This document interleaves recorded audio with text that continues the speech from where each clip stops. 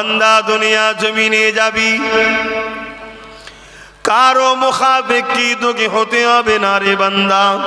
তুই নিজে হাতে করে মেহনত করবি, হালাল ইনকাম করবি। এই হাত দিয়ে তুই এমন করে গরিবদের সেবা করবি, এই হাত দিয়ে মা বাবার সেবা করবি, এই হাত দিয়ে অসহায় গরিবদেরকে দান করবি। ওরে আমার বান্দা বান্দি রে, এই হাত দিয়ে আমার দিনের ঝান্ডাকে ধরবি, এই হাত দিয়ে গরিবের পক্ষে লড়াই করবি, এই হাত ইনসাফের পক্ষে লড়াই করবি, এই হাত মানবতার পক্ষে লড়াই করবি। এই হাত আমি আল্লাহ দিয়েছি, এই হাত তুই আমার কোরআনকে ধরবি।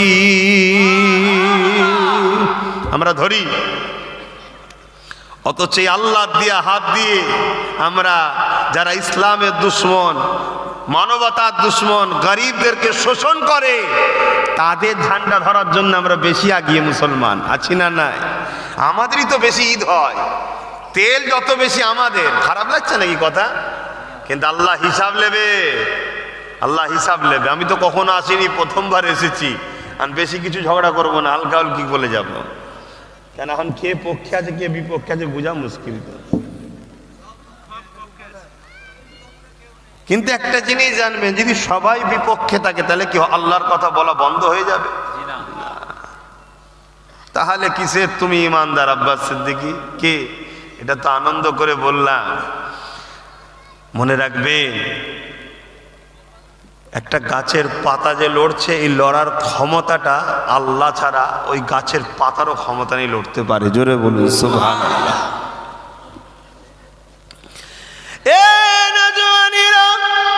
বাপেরা, মায়েরা, বোনেরা, আল্লাহ পাক আমাদেরকে দুটো হাত দিয়েছে। এই হাত দিয়ে আমরা মসজিদ তৈরি করব, মাদ্রাসা তৈরি করব। এই হাত দিয়ে আমরা নিজেদের যখন কোনো অভাব অনটন দেখা দেবে বা কোনো প্রয়োজন লাগবে, এই হাত দুটো আল্লাহর কাছে উঠাবো। দুয়ার কেবলা হলো কাবা নয়, দুয়ার কেবলা হলো আসমান। অনেকে বলে দোয়া কাবা দিকে করতে হয়, না না না, সে নামাজের কেবলা হলো কাবা, দুয়ার কেবলা হলো আসমান। এই আসমানের দিকে হাতের তালুটা করতে হয়, এইভাবে হাত তুলতে হয়। নবী আমার কখনো কখনো এত হাত তুলেছে, আল্লাহ নবী নূরের বগল পর্যন্ত দেখা গেছে। দুয়ার কেবলা আসমান। তোদের যখন প্রয়োজন হবে আমার কাছে হাত তুলবি, আমার কাছে চাইবি, আমি দেবো তোদের ঘরে। এর জন্য তো আল্লাহ হাত দিয়েছে। কিন্তু সেই কাজে লাগছে? এই হাত দিয়ে আমরা মানুষকে মিথ্যা সাক্ষী দিচ্ছি, এই হাত দিয়ে গরিবের ঘর ভাঙছি, এই হাত দিয়ে গরিবের ঘরের বেড়া মারছি, গরিবের জমি দখল করছি, এই হাত দিয়ে গরিবকে মারছি। কি গো, হয় না? হয় না? যুগে যুগে গরিবের উপরে জুলুম, আর গরিবের পক্ষে আমেন আল্লাহ, গরিবের পক্ষে আমার আল্লাহ রয়েছে। জোরে বলুন সুবহানাল্লাহ। মনে রাখবেন, আল্লাহ কোনোদিন জালিমের পক্ষে দাঁড়ায় না, আল্লাহ মজলুমের পক্ষে থাকে। জালিম যদি মুসলমান হয়, হওয়া তো উচিত নয়, কারণ ইসলাম আর জালিম এক জায়গায় হতে, বলুন বলুন, যেমন তেল আর পানি এক জায়গায় হতে পারে কি? ঠিক তার থেকেও কঠিন হলো ইসলামের আর জালিম এক জায়গায় হতে পারে না। জালিম ইসলামের অপর দিক, আর জালিমের বিরুদ্ধে হলো ইসলাম। তাই যদি কোনো জালিম মুসলিম দাবিদার হয় আর যার উপরে জুলুম হয় তাকে বলা হয় মজলুম। সেই মজলুম যদি অমুসলিমও হয়, হিন্দু হোক বা অন্য কোনো ধর্মের হোক, আমার আল্লাহ কিন্তু ওই মজলুমের পক্ষে দাঁড়ায়। ও অমুসলিম তো কি হয়েছে, এই ক্ষেত্রে আল্লাহ ওর পক্ষেই দাঁড়াবে। তুমি মুসলমান মনে করোনি যে আল্লাহ আমার পক্ষে আছে, না, কেন আল্লাহ বলেছে জুলুম করো না, আর তুমি মুসলমান হয়ে জুলুম করে আল্লাহ মানলে কেমন করে? তুমি কথা বুঝাতে পারছি? জালিমকে আল্লাহ এত ঘৃণা করে। আর আজকে মাফ করবেন, হাটে বাজারে শহরে অলিতে গলিতে 100টা যদি জালিম থাকে, তার মধ্যে 70টা আমার ঘরের ছেলেকে ঢুকানো হয়েছে বড় প্ল্যান করে। প্রথমে বানানো হয়েছে গরিব অভাবী, তারপরে সামান্য অর্থের নামে জালিমের খাতায় নাম ঢুকিয়ে দেওয়া হয়েছে। পেটের জ্বালা ঢুকেছে, হু করে চলে গেছে। এটা হলো ইসলামের দুশ্মনদের একটা পরিকল্পনা। এজন্য উচিত আমাদেরকে নতুন করে আমাদের পরের প্রজন্ম, এই যে বাচ্চাগুলো বসে আছে, এদের জন্য আমাদেরকে নতুন করে ভাবতে হবে। আর ভাবার একটাই রাস্তা, মোহাম্মদ রসুলের সুন্নাত, নবী কিভাবে একেবারে জমিনের তলায় ঢুকে থাকা সেই মদিনাওয়ালা ইয়াসরিফ তাদের ঘরে তুলে পৃথিবীর শ্রেষ্ঠ জায়গায় পৌঁছেছে। জোরে বলুন সুবহানাল্লাহ। আল্লাহ নবী যখন মদিনায় গেলেন, মাত্র দুজন মানুষ সই করতে পারত। কতজন? দুজন। লিখতে পারত না, সই করতে পারত। কতটা অশিক্ষিত পিছিয়ে পড়া জায়গা ছিল ভেবে দেখুন। এত অশিক্ষিত, এত পিছিয়ে পড়া জায়গা, আবহাওয়াটাও পর্যন্ত দূষণ ছিল, মানুষের বিমার হয়ে মানুষ পর্যন্ত মারা যেত। আল্লাহ নবী যখন ওই ইয়াসরিব মদিনাতে গেলেন, মদিনা শরীফে গিয়ে আল্লাহ নবী মসজিদ তৈরি করলেন। কি জন্য? আল্লাহকে দাসত্ব করবে বলে। শুধু মসজিদ করেছে তা নয়, মসজিদের চতুর্দিকে নবী আমার শিক্ষা কেন্দ্র করেছে। কিসের শিক্ষা কেন্দ্র? শুধু নামাজের শিক্ষা দেবে তা নয়, শুধু রোজা শিক্ষা দেবে তা নয়, আল্লাহ নবী সর্বদিকে শিক্ষা প্রতিষ্ঠান তৈরি করেছে। এই যে মোটর গাড়ি করে চেপে এলাম, এই মোটর গাড়ি পৃথিবী চিনত কি করে? এটা পৃথিবী জানলো কি করে? এটা তো আমার নবী ১৫০০ বছর আগে খুলে দিয়ে গেছে। কোথায় পেল আকাশে প্লেন উঠবে? মাটির তলায় সবথেকে দামি সম্পদ আছে। এগুলো সব তো রসুল এলেমের দরজা খুলেছে। অতএব মদিনা নববীর চতুর্দিকে আল্লাহ রসুল দর্শনের শিক্ষা, সায়েন্সের শিক্ষা, ফিলোসফির শিক্ষা, হিস্ট্রির শিক্ষা, দার্শনিকের শিক্ষা, কেমিস্ট্রির শিক্ষা, ধর্ম শিক্ষার সাথে সাথে রসুল সমস্ত শিক্ষা কেন্দ্র তৈরি করলেন। সেখানে সব মানুষ পড়াশোনা শুরু করে আস্তে আস্তে আস্তে আস্তে, যাদের পায়ে জুতো ছিল না, ছিঁড়া কাপড় পরে ঘুরত, বদরে ৩১৩ জন যারা গিয়েছিল, তারা আর্ধেক পৃথিবীকে জয় করে আর্ধেক পৃথিবীতে আমান শান্তি প্রতিষ্ঠিত করে দিল। জোরে বলুন সুবহানাল্লাহ। আরো জোরে বলা যাবে না? আমি কি বলছি বুঝতে পারছেন? আজ সেই জায়গায় আমরা ইয়াসরিফের থেকেও অত পিছিয়ে এখন নাই, আমরা আরো উন্নতি জায়গাতেই আছি। এই জায়গা থেকে যদি আমরা রসুলকে ফলো করে নতুন করে আগানো শুরু করি, আমরা আবার আমাদের দুনিয়া, আমাদের পৃথিবী ফিরে পাবো না পাবো না? ভেবে দেখুন। তাই আপনারা শুরু করুন আপনাদের বাচ্চাগুলোকে তৈরি করার। যা হবার হয়ে গেছে, বাচ্চাগুলোকে তৈরি করুন। মনে রাখবেন, শিয়ালের কাছে কখনো যদি পড়তে পাঠান বা মানুষ করতে পাঠান, সে আপনার মুখকে কোনোদিন রাখবে না, সে খেয়েই ফেলবে আপনার বাচ্চাকে, ঠিক না? আমরা তো ভয় বিশ্বাস করছি এখন সব শিয়ালদের উপরে। এজন্য আমাদের দুর্দশা। নিজেরা নিজেদের মতো করে ভাবুন, নিজেরা নিজেদের বাচ্চাদের কি করে আগামী দিন তারা কি করবে, কিন্তু মডেল রাখবেন কাকে?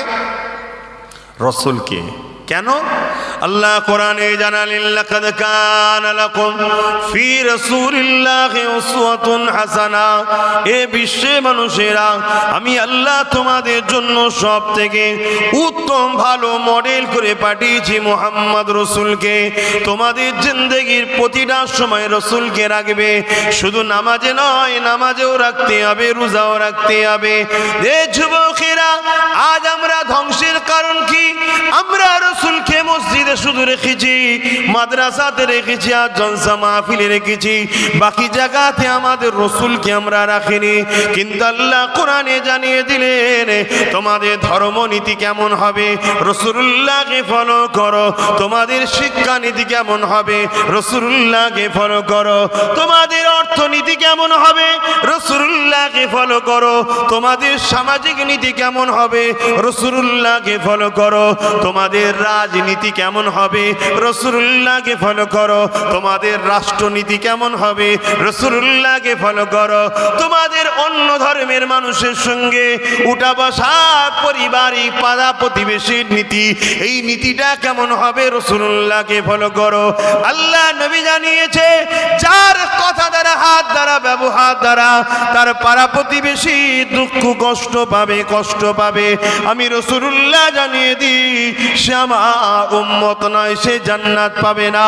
তাহলে আজকে আমরা পশ্চিম বাংলা ভারতের মানুষ, তাহলে আমাদের প্রতিবেশীর সঙ্গে কিভাবে ব্যবহারটা করতে হবে, এটা দুনিয়ার কোনো ফাসিক ফাজিল বেহুদা বেঈমান লিডার নেতার থেকে নয়, এই শিক্ষাটাও আমাদের করে মুহাম্মদ রাসূলের থেকে নিতে হবে। আর আমাদের প্রতিবেশী মানে হয় হিন্দু ভাই নাই আদিবাসী ভাই, তাই তো নাকি? আমাদের প্রতিবেশী তারাই তো, তাদের সঙ্গে কেমন ব্যবহার করবো এই শিক্ষাটা কার থেকে নেব? রাসূল থেকে। আপনি ভাবছেন আমি তো নামাজ পড়ি, এ ব্যবহার কি হচ্ছে না হচ্ছে আমার জানার দরকার নেই। আপনার নামাজের মুখাপেক্ষী আল্লাহ নয়, নামাজ আপনার উপকারের জন্য পড়েন। কার উপকার? বলুন। আমার উপকার। আমি নামাজ পড়েছি ফজরের, যে পড়েনি তার সওয়াব হয়েছে, আর যে পড়েনি তার জন্য আমার গুনাহ হয়েছে। আমি যদি না পড়তাম তাহলে যে পড়েছে তার সওয়াব গুনাহ হতো নাকি? আমার গুনাহ হতো। এটা আমার ব্যক্তিগত, আমি দাঁড়িয়ে রেখেছি, আপনারা যারা রাখেন না নেকি হচ্ছে নাকি? এটা আমার ব্যক্তিগত। তো ইসলামে এই জিনিসগুলো আমার নিজের জিনিস, এগুলো নিজের ভবিষ্যৎ ভালো, নিজের কামিয়াবি, নিজে আল্লাহর কাছে প্রিয় হচ্ছি।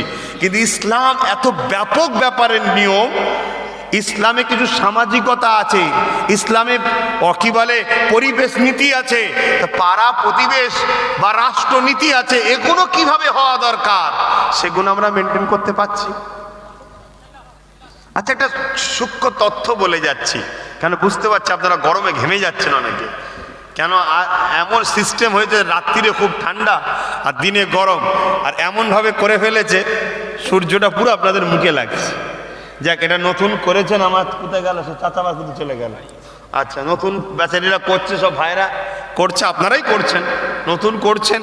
ইনশাল্লাহ যে কোনো জিনিস ছোট থেকেই শুরু হয়। তো আমার আল্লাহ বড় মতো একটা ছেলে দিতে পারতো তো, আমার বাপকে দিয়েছে কি? ছোট থেকেই দিয়েছে, ছোট থেকেই দুনিয়া এসেছি, আস্তে আস্তে বড় হচ্ছি। তা আমরাও আপনারাও ছোট ছিলেন, আস্তে আস্তে বড় হচ্ছি। যে কোনো জিনিস ছোট থেকেই শুরু হয়, আস্তে আস্তে বড় হবে। মনে একটা শুধু তথ্য আপনাদের ঘরে বলছে, একটু ভালো করে খেয়াল করবেন। কেন আমাদের সমাজে সব থেকে ভয়ঙ্কর যে জিনিসটা আমাদের দুশ্মনদের মধ্যে, আমাদের দুই ধরনের দুশ্মন আছে, জানা দরকার আছে না? না বলুন না, দুশ্মন সম্বন্ধে জানা দরকার আছে না? না, আমাদের দুই ধরনের দুশ্মন। আর এই দুই ধরনের দুশ্মনের মেন নায়ক হচ্ছে ইবলিস, শয়তান। কে? ইবলিস। সে হচ্ছে এক নম্বর, সে হচ্ছে সমস্ত দুশ্মনদের বাপ। কথা বললেন? যেমন বাপ আদম আমাদের বাপ, সে হচ্ছে সমস্ত দুশ্মনদের বাপ। তো সেই আমাদের দুই ধরন দিক দিয়ে আমাদেরকে শেষ করা হয়। নাম্বার ওয়ান হচ্ছে প্রকাশ্য দুশ্মন। প্রকাশ্য দুশ্মনকে চেনেন না? যেমন আমার দেশে এখন প্রকাশ্য দুশ্মনরা সব মাথা চাড়া দিয়েছে, সব জানেন আপনারা। যেখানে সেখানে ধরে বিভিন্ন স্লোগান দিয়ে আমাদেরকে মেরে ফেলছে, ঠেলে ফেলে দিচ্ছে, করছে না করেন? এগুলো হচ্ছে প্রকাশ্য দুশ্মন। এটা আমাকে আমরা চিনি, কিন্তু রসুল বলছেন এই প্রকাশ্য দুশ্মন কোনোদিন মাথা চাড়া দিতে পারে না যখন এদের পিছনে মুনাফিক দুশ্মনটা না সাথ দেয়। এরা দুশ্মন থাকার পরেও চুপ থাকে, সাহস করে আগাই না। ভালো তারা শোনেন, কিন্তু এই মুনাফিক দুশ্মন বলে একটা দুশ্মন আছে, যারা হুবাহুব আমাদের মতো দেখতে, আমাদের সাথেই থাকে, আমাদের সঙ্গে নামাজ পড়ে, আমাদের সঙ্গে রোজা রাখে, আমাদের সঙ্গে সালাম খায়, আমাদের সঙ্গে সেমুই খায়, আমাদের সঙ্গে কুরবানিতে যায়, সব করে। কিন্তু তার উদ্দেশ্য ভেতরের পার্টসগুলো প্রকাশ্য দুশ্মনের কাছে বিক্রি করে রাখে। তারা যতক্ষণ ওই প্রকাশ্য দুশ্মনের পিছনে যেমন কুরুলের বাঁট হয়, ওই বাঁট না হয়ে দাঁড়াতে পারে, ততক্ষণ পর্যন্ত প্রকাশ্য দুশ্মন মাথা ছাড়া দেয় না। তো নতুন করে পৃথিবী জুড়ে আবার মুনাফিকের সংখ্যা বেড়ে গেছে। কথা বললেন? রাসূল পাক সাল্লাল্লাহু আলাইহি সাল্লাম তাই আমাদেরকে বলছেন যে আমার ভয় হয় আমার উম্মত শিরক করে ধ্বংস হবে না, আমার উম্মত বড় বড় পাপ ক্ষতি করে আমার উম্মতকে ধ্বংস করতে পারবে না। কেন? আমার আল্লাহ বলেছেন যত বড়ই গুনাহ করো তওবা করলি মাফ করে দেবো। জোরে বলুন সুবহানাল্লাহ। কিন্তু আমার উম্মতকে একদল মুনাফিকরা ধ্বংস করে দেবে। তা সেই মুনাফিকদের খপ্পরে আমরা পড়ে গেছি। আমাদেরকে দেখবেন একদল লোক বুঝায় ওসব বেকার, দুনিয়ায় কি হচ্ছে দেখার দরকার নেই, দুদিনের দুনিয়ায় না আমার রোজা তসবিহ তাহলিল হজ টজলি আল্লাহ আল্লাহ করো না বাবা। এ বুঝাই না এ আর এক মুনাফিক। আর এক মুনাফিক এই করতে করতে আমার একটার পর একটা মসজিদ চলে যাচ্ছে, একটার পর একটা মাদ্রাসা চলে যাচ্ছে, একটার পর একটা আমাদের শরীয়তের বিধান চলে যাচ্ছে, এখনো তুমি তসবিহে আল্লাহ আল্লাহ করতে বলছো? আমার কথা কি বুঝছেন না বোঝেন না? আমার কথা কি ভুল বুঝছেন নাকি আপনারা? এগুলো প্ল্যান তৈরি করা, যে সেটিং করা হয়েছে, ও সব ঝরছে। আমাদের দুনিয়া আল্লাহ আল্লাহ করেন, তসবি তাহালিল পড়েন, সুবহানাল্লাহ সুবহানাল্লাহ করেন, নামাজ পড়েন, মসজিদে থাকেন, ঘরে আসেন, বউ ছেলে পুলেলে থাকেন, কারবার টারবার করেন, ও কি হচ্ছে না হচ্ছে দেখার দরকার নেই। এর নাম ইসলাম? এবার আমি একটা আপনাকে তথ্য বলবো, এই তথ্যটা আজকে মাথায় ঢুকিয়ে নিয়ে যান, তাহলে বুঝবেন আব্বাস সিদ্দিকী কেন নেবেছে। কথা বুঝে আসে, এই তথ্যটা শুধু শুনে যান।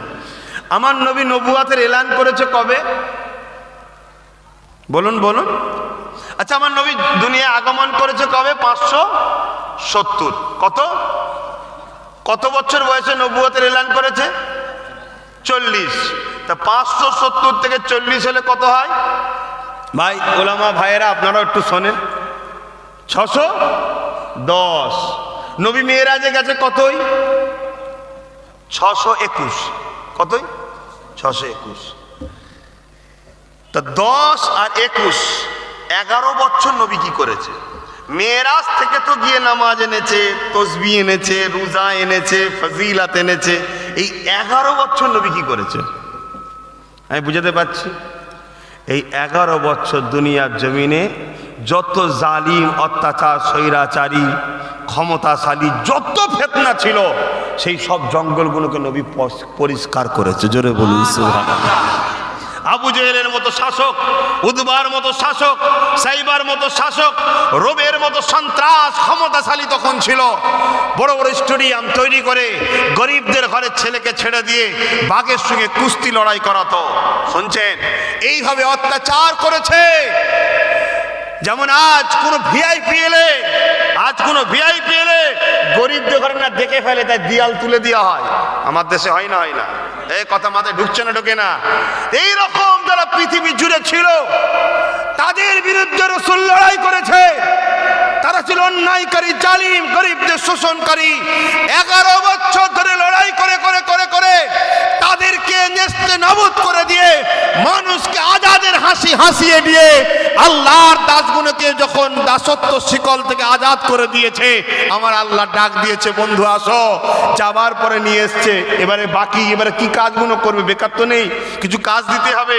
তখন আল্লাহ বলেছে নামাজ পড়ো, রোজা রাখো, এটা করো, ওটা করো। তখন এসেছে। তাহলে আজকে বলুন, ইসলামের প্রথম কাজই তো শিখাচ্ছে অন্যায়ের বিরুদ্ধে লড়াই করতে হবে। জোরে বলুন সুবহানাল্লাহ। আল্লাহর কোরআন তুলুন, কোরআন কি বলছে? কুনতুম খায়রা উম্মাতিন উখরিজাত লিন-নাস তা'মুরুনা বিল মা'রুফ ওয়া তানহাউনা আনিল মুনকার। আছে না নাই কোরআনে? এই ঈমানদারেরা, আমার আল্লাহ বলছে উম্মতে মুহাম্মাদি, তোমাদেরকে আমি শ্রেষ্ঠ উম্মত করেছি। তোমাদের দুটো কাজ, এই দুটো কাজ থাকলে তবে তো শ্রেষ্ঠ। কি? ন্যায় করো, ন্যায়ের সাথ দাও, ন্যায়ের পক্ষে থাকো, অন্যায় করো না, অন্যায়কে মিটিয়ে দাও, অন্যায়কে মিটিয়ে দাও। এইটা ইসলাম শিখিয়েছে। জোরে বলুন সুবহানাল্লাহ। তো ভাইরা আমার, নামাজ, রোজা, হজ, যাকাত, দান, খায়রাত, এগুলো সব নিজের আমল, এগুলো নিজের। আমি যদি রোজা না রাখি আমার ক্ষতি, আপনাদের কারো ক্ষতি নাই। কিন্তু আমি যদি সমাজে মদের প্রচলন শুরু করে দিই, বলুন এ ক্যান্সার সমাজকে একদিন ধ্বংস করবে না? করবে না? আমি যদি সমাজে পতিতালয় পর্যন্ত খুলে দিই, এটা সমাজকে ধ্বংস করবে না? করবে না? আমি যদি সমাজে একটা গুন্ডা টিম তৈরি করি, 10টা বাড়ি লুটি, 50 জন চুপ করে আছে, ওর লুটেছে তো, কালকে আরো 10টা লুটবো, 40 জন চুপ করে আছে, ওর লুটেছে তো, কালকে আরো 10টা লুটবো, তখন 30টা চুপ থাকবে, ওর লুটেছে তো। তাহলে সমাজে ক্যান্সার বাড়ছে না বাড়ে না? এইখানে আপনার নামাজ শান্তিভাবে হবে, আপনার রোজা শান্তিতে হবে। তাহলে সমাজের সঙ্গে আমরা জড়িয়ে আছি। তাই মুসলিম হোক আর যে কোনো ধর্মের হোক, মানুষকে ভালোবাসা এটা ইসলামের আদর্শ। জোরে বলুন সুবহানাল্লাহ। আল্লাহ নবী হাদিস পাকের মধ্যে জানালেন আল্লাহ নবী হাদিস পাকের মধ্যে জানালেন লা ইয়ারহামুল্লাহু মান লা ইয়ারহামুন নাস, যে মানুষের উপরে দয়া করে না সে আল্লাহ পাকের দয়াটাও পাবে না। খুব ভালো করে বুঝবেন, অনেক কষ্ট করে গরমে বসে আছেন আর মুখের দিকে তাকিয়ে আছেন, কথাগুলোকে নিবার চেষ্টা করেন। দুদিনের দুনিয়া ঠিকই কথা, চলে যেতে হবে ঠিকই কথা, কিন্তু ইবাদত হকুল্লাহ, আল্লাহর ইবাদত, হকুন নাস, মানুষের হক, এই মানুষের হকে যদি আপনি গন্ডগোল করে যান এখানে কিন্তু আল্লাহ মাফ করবে না। আল্লাহ পাক রহমান রহিম, আপনি যদি আল্লাহর হক নামাজ রোজা যাকাতের যদি কিছু ভুল করেও যান, নামাজ রোজা যদি কিছু ভুল করেও যান, আল্লাহ তিনি দয়া করে মাফ করে দিতে পারেন বা মাফ করে দেবেন, কথা দিয়েছে। এবং তিনি বলেছেন যদি কেউ তওবা করে, আমি আল্লাহ যেমন মায়ের পেট থেকে বাইর হওয়ার সময় কোনো গুনাহ ছিল না, ওই রকম আমি আল্লাহ তাদেরকে বেগুনাহ বানিয়ে দিই। কিন্তু একটা গুনাহ মাফ হবে না। কোনটা? শিরকের। কলেমার রদ্দ কবুর পরে তওবা করলে শিরকের গুনাহ মাফ হয়, একটা গুনাহ মাফ হবে না। কি? হকুন নাস। কিসের? হকুন নাস, মানুষের হক, যেটা আজকে অহরহ আমরা করছি, ডাইরেক্ট হোক আর ইনডাইরেক্ট হোক। শুনছেন না? বসে আছি হুজুর, এখানে বসিয়েছেন কে? আল্লাহ তো, আপনার ওসিলা তো। এখন এখানে বসে যদি আমি 10টা লোকের উপর জুলুম করি, আপনারা কি দোষী হবেন না? হবেন না? কেন? আপনারা বসিয়েছেন। শুনছেন আমি কি বুঝাচ্ছি? বুঝতে পারছেন? ধরে নেন। তাহলে এখানে বসে কেউ যদি মাদ্রাসাকে বোলডুজার দিয়ে ভাঙে আর তার সাথে যদি আমি আপনি মিশে থাকি, আমাকে আপনাকে ধরবে না? ধরবে না? আর এখানে বসে কেউ যদি মাদ্রাসার শিক্ষক বন্ধ করে দিয়ে মাদ্রাসাকে মিটে দিতে চাই, একজন গুলি করে মারছে আর একজন ইঞ্জেকশনের মধ্যে ভ্যাকসিন দিয়ে মারছে, দুটোই আসামি তো নাকি? অর্থাৎ দুটো আসামিকেই যদি আমরা কোনোভাবে কেউ যোগাযোগ রাখি, তাহলে আমাদের বিপদ আছে না? নাই? বোঝাতে পারছি তো? বোঝার চেষ্টা করি, না হয় কিন্তু ক্ষতি হবে, আমরাই নিজেদের দিনের দুশ্মন হয়ে যাচ্ছি। আসেন আল্লাহ দরবারে তওবা করি, বাকি জীবনটা আল্লাহ পাক রাসূল দ্বারা যেভাবে আমাদেরকে চলতে বলেছে ওইভাবে চলার চেষ্টা করি। কেননা এই দুনিয়া চিরস্থায়ী নয়। আল্লাহ আমাদেরকে দুটো পা দিয়েছে, এই পা দিয়ে বান্দা তুই আমার মসজিদে আসবি, এই পা দিয়ে বান্দা তুই মাদ্রাসায় যাবি দিন শিখতে, এই পা দিয়ে আলেমদের দরবারে যাবি, এই পা দিয়ে তুই আল্লাহ ওয়ালাদের কাছে যাবি, এই পা দিয়ে হেঁটে হেঁটে গরিবদেরকে দেখতে যাবি, এই পা দিয়ে তুই ন্যায়ের রাস্তায় চলবি, এই পা দিয়ে বান্দা এমন করে দুনিয়া জমিনে কোনো গরিবের ক্ষতি করার জন্য যাবি না, কাউকে মিথ্যা কেস দিবার জন্য যাবি না, কারো জন্য মিথ্যা সাক্ষীর জন্য যাবি না। বান্দারে আমি আল্লাহ ছাড় দিয়েছি, ছেড়ে দিই না। আমি আল্লাহ ফেরাউনকে ছাড় দিয়েছিলাম, সে নিজেকে খোদা পর্যন্ত দাবি করে ফেলেছিল, আমি আল্লাহ তাকে ধরেছি, এখন মিশরের প্রামিতে পড়ে আছে। আমি আল্লাহ নমরুদকেও ছাড় দিয়েছিলাম, সে আমার সঙ্গে যুদ্ধ করবে বলেছিল, একটা ক্ষুদ্র খোরা মশা দিয়ে আমি আল্লাহ তাকে শেষ করে দিয়েছি। এ দুনিয়া মানুষ, আমার ক্ষমতার কাছে কেউ কিছুই নয়, আমি আল্লাহ ছাড় দিয়েছি, ছেড়ে দিই না। তাই আমি আল্লাহ তোদেরকে শ্রেষ্ঠ উম্মত করেছি, তোরা দুনিয়া জমিনে শান্তি প্রতিষ্ঠিত করবি, তোরা দুনিয়া জমিনে ন্যায়ের পক্ষে থাকবি, তোরা দুনিয়া জমিনে গরিব তিমশহীদের পক্ষে থাকবি, তোরা দুনিয়া জমিনে মানবতার পক্ষে থাকবি, দুনিয়া জমিনে আমার রাসূল যেটা করেছে তোরা সেটা করবি। মা আতাকুমুর রাসূল ফাখুযুহু ওয়া মা নাহাকুম আনহু ফান্তাহু, আমার নবী যেটা নিষেধ করেছে তোরা সেটা ছেড়ে দিবি। এটাই তো আমাদের কাজ, আমরা করছি। বড় প্ল্যান করা হয়েছে এই পৃথিবীতে, আমাদেরকে গান দিয়ে, জুয়া দিয়ে, সিনেমা দিয়ে, খেলার নামে, ইটার নামে, উটার নামে আল্লাহ রসুল থেকে সরানো হচ্ছে। প্রথমে বানিয়েছে মূর্খ, তারপরে বানিয়েছে গরিব, তারপরে দিচ্ছে ভিক্ষা, তারপরে সরাচ্ছে রাসূলুল্লাহ থেকে। একজন শয়তান আসবে, জানেন তো? নাম কি জানো? দাজ্জাল এক চোখ কানা হবে, জানেন তো? দাজ্জাল আসার আগে পৃথিবীতে খরা দেখা দেবে, পৃথিবীতে গরিব ভরে যাবে, 90% লোক পৃথিবীর গরিব হয়, 90%। কথা বললেন? আজান দি, আজান দেবে? হ্যাঁ দিক না, দিচ্ছে, শোনা যাচ্ছে?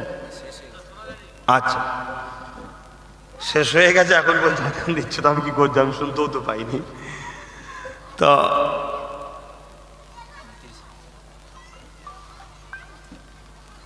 কোথায় গেলেন? কতক্ষণ হবে?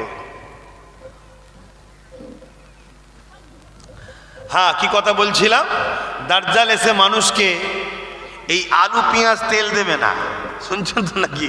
সে দেবে সোনা, দেবে হিরে, দেবে গাড়ি, দেবে বাড়ি দেবে, শুনছেন? এবং শুধু এটা দেবে না, সে আপনাদের মোর্দাদের কবরের কাছে যাবে, যে মোর্দাদের ঘরে বলবে এই ওঠো, আল্লাহ তাকে পাওয়ার দেবে, সে মোর্দা জিন্দা হয়ে যাবে। জোরে বলুন, পাওয়ারটা কার? আল্লাহ। কিন্তু সে পাওয়ার আল্লাহ তাকে দিল কেন? আমাদেরকে পরীক্ষা করার জন্য, আমাদেরকে পরীক্ষা করার জন্য। এক রায়াতের মধ্যে আছে, কিছু কিছু যুবক যখন তাকে অস্বীকার করবে, কিছু কিছু যুবক যখন অস্বীকার করবে তাকে, তখন সে যুবকগুলোকে হত্যা করবে, টুকরো টুকরো করবে, করে আবার তার উপরে হাত বুলিয়ে দিয়ে তাকে আবার জিন্দা করে দেবে। এই ক্ষমতা তাকে দেবে আল্লাহ। ওই যুবক তখন জিন্দা হওয়ার পরে বলবে, তোকে তো আমি বেঈমান বলে মেনেছিলাম, কিন্তু তোর আজকের এই ঘটনা দেখে আমার নবীর হাদিসের কথা মনে পড়ে গেছে, আমি আরো নিজেকে সাকসেসফুল হলাম। তুই সেই রসুলের ঘোষণাওয়ালা বেঈমান দাজ্জাল কাফের। তখন আবার তাকে কতল করে দিয়ে, দাজ্জালের বাঁ হাতে থাকবে তার জাহান্নাম, ডান হাতে থাকবে তার জান্নাত। আল্লাহ রসুল বলছে তার বাঁ হাতে যে জাহান্নাম থাকবে ওই জাহান্নামে দেবে, কিন্তু ওর মধ্যে জান্নাতের শান্তি থাকবে। জোরে বলুন সুবহানাল্লাহ, আরো জোরে বলুন সুবহানাল্লাহ। জানকে বাঁচাবার জন্য অনেকে বলে কি করব, একটু অন্যায় দেখার পরেও চুপ থাকতে হয়, একটু গা মিলিয়ে দিতে হয়, কেন জান চলে যাবে, সেদিন তো কতল করে ফেলবে আল্লাহ না মানলে তাকে। তাহলে কি দাজ্জালকে আল্লাহ বলে মেনে নেবেন? তাহলে কতল করে দেবে তো। এখন থেকে হ্যাবিট তৈরি করুন, আর না হয় দেখবেন 10 তলা বাড়ি হয়ে যাওয়ার পর ভিক্ষা চাওয়ার যা অভ্যেস, সে কিছু দেখতে পেলেই ফ্রিতে বসে যাবে। আছে না নাই সমাজে এরকম লোক? তার খাবার কে খায়? অনেক আছে, কিন্তু কোনো জায়গায় ফ্রি খাবার দেখো সে জুড়ে বসে আছে। কেন? অভ্যাস, ফ্রি খেয়ে খেয়ে অভ্যাস হয়ে গেছে। তো এই যে ফ্রি, এই যে মানুষকে ভিখারির রাস্তা, হাত পাতাবার রাস্তা, এটা দাজ্জালের প্রজেক্ট চলছে, দাজ্জালের পক্ষ থেকে পৃথিবীতে চলছে। হাত পাতলে দাও, হাত পাতলে দাও, হাত পাতলে দাও। খুব ভালো করে বুঝবেন। আমার বাড়িতে আপনার নন্দীগ্রাম থেকে একটা লোক গেছে, বুঝাবার জন্য বলছি, যে হুজুর আমি গরিব মানুষ, 500 টাকা দেন না। আমি তাকে বললাম আমার গাড়িটা ধুয়ে দিয়ে 1000 টাকা দেবো, গাড়িটা ধুয়ে দে 1000 টাকা দেবো। সে গাড়ি ধুয়ে দিল, 1000 টাকা দিলাম। আর একজন এক জায়গা থেকে গেছে, হুজুর আমি গরিব মানুষ, 500 টাকা দেন না। তাকে আমি 500 টাকা দিয়ে দিলাম। একদিন কোন একটা রাস্তার মোড়ে যে 1000 টাকা নিয়ে এসছে, সেও আমার সাথে দেখা হয়েছে, যে 500 টাকা যাকে দিয়েছি সেও আমার সঙ্গে দেখা হয়েছে। শুনছেন? দেখা হয়েছে। যে 500 টাকা আমার ফ্রিতে নিয়েছে, সে দেখবেন এসে আমার কাছে মাথায় হ্যাঁট করে কথা বলবে। আরে হুজুর ছাড়ো না, সাধারণ লোক মনে করো না, হুজুর হিসেবে সম্মান করে ওটা আলাদা জায়গা। মাথায় হ্যাঁট করে কথা বলবে, কেন? তাকে আমি 500 টাকায় আমার গোলাম বানিয়ে ফ্রি দিয়ে রেখেছি। আর যে 1000 টাকা বেশি দিয়েছি, সে কিন্তু এসে আমাকে অতটা গুরুত্ব দেবে না। কেন? সে তো জানে তুমি তো আমায় দিওনি, মেহনত করেছি তাই পেয়েছি। ইসলাম এটাই বলেছে, ভিক্ষা করো না, মেহনত করো। কিন্তু আজ আমার কম তো ভিখারির দিকে চলে যাচ্ছে। বড় দুঃখের সাথে কথাগুলো বলছি, এ আমার কম, তোমাদেরকে কোনো একটা সাজানো জালের মধ্যে জড়ানো হচ্ছে। আর এ জাল এখান থেকে নয়, এ দাজ্জালের পক্ষ থেকে পুরো পৃথিবীতে চলছে, পুরো পৃথিবীতে চলছে। তাই বলবো, এই জাল থেকে বেরোবার চেষ্টা করো।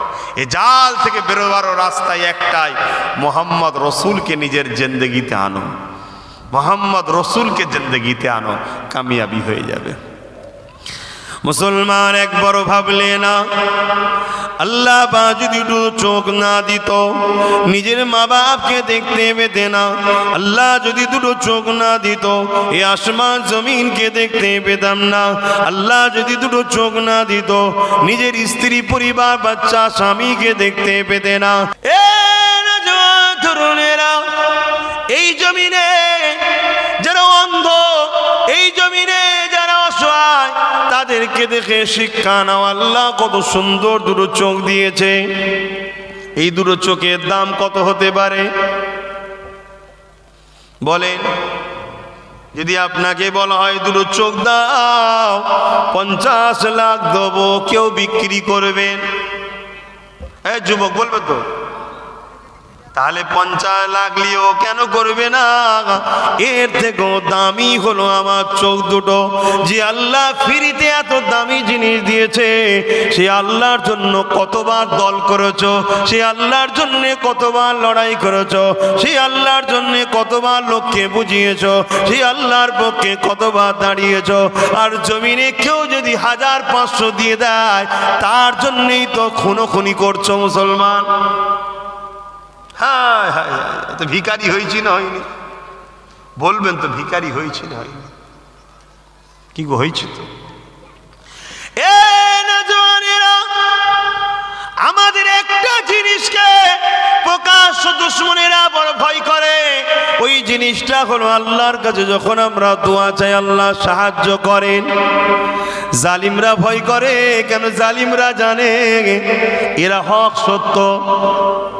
এরা যখন আল্লাহর কাছে চাইবে, ফেরেশতা আসবে। বদরে যেমন এসেছিল, যেমন গরিবে নামাজ একাই কামিয়াবি হয়েছিল, তো এটাকে বড় ভয় করে।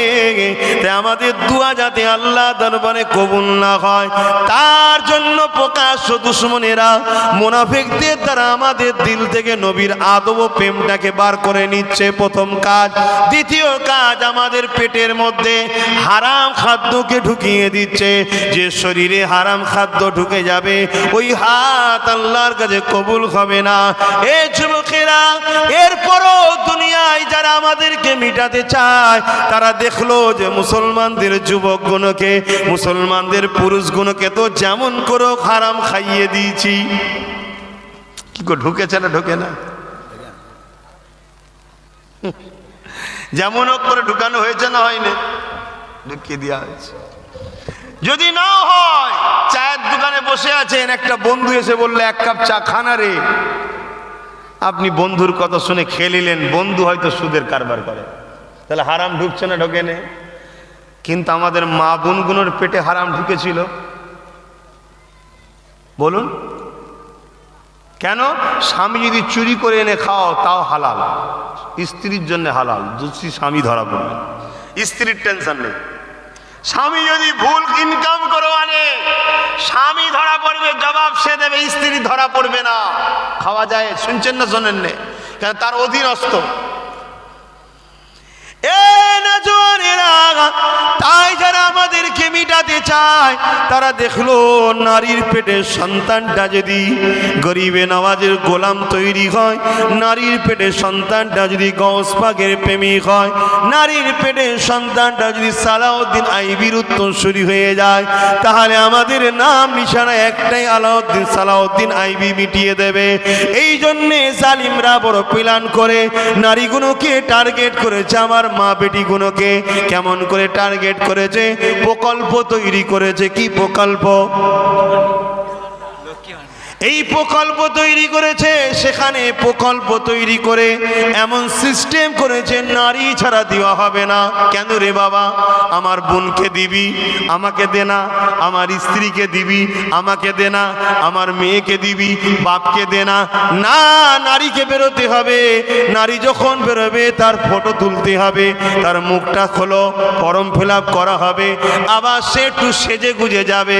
কেন সেজে গুজে যাবে? সুন্দরী হলে নাকি কমিটির সেক্রেটারি হওয়া যাবে। এই ওয়াজ কি খারাপ হচ্ছে নাকি? আমি কমের স্বার্থে ওয়াজ করছি।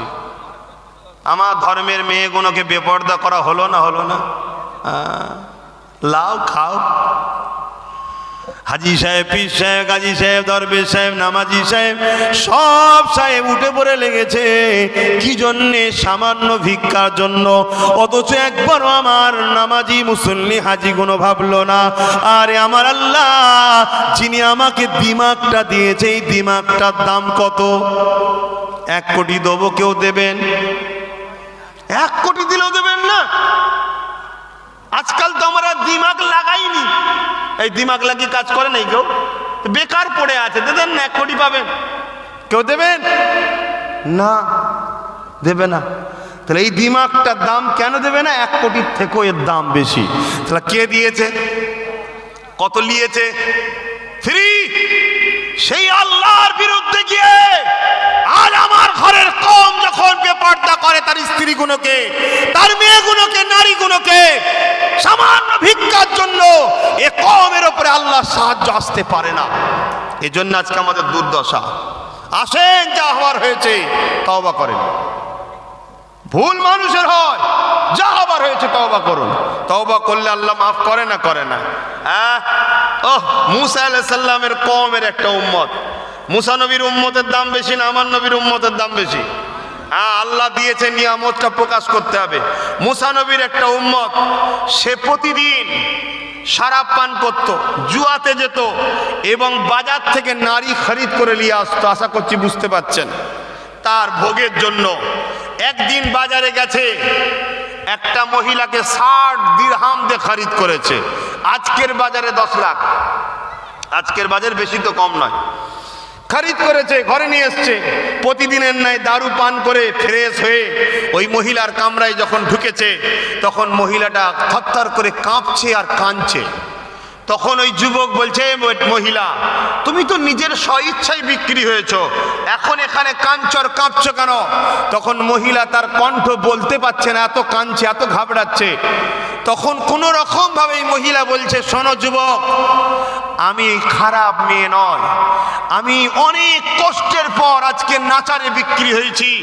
কেন? আমার বাবা মা না, তারা অসুস্থ, বাবা মা অসুস্থ, তাদের চিকিৎসার জন্য দেখার কোনো উপায় নেই, আমারও কোনো কিছু অন্য দ্বিতীয় কোনো উপায় নাই।